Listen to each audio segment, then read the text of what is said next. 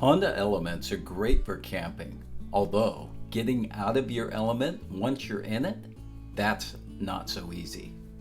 In this video, I'm going to show you the factory-looking hatch release handle I built for my element.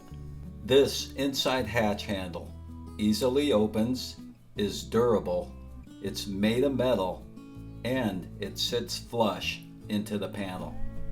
To make this, I bought a handle with a cable. I made a template. I cut out my panel. I had a fabrication shop make me brackets, and after that it was an easy installation. If you're interested in this, shoot me an email.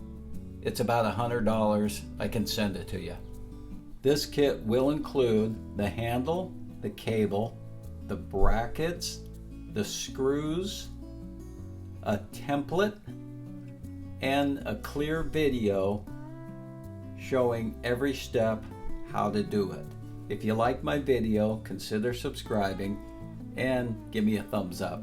Thanks a lot.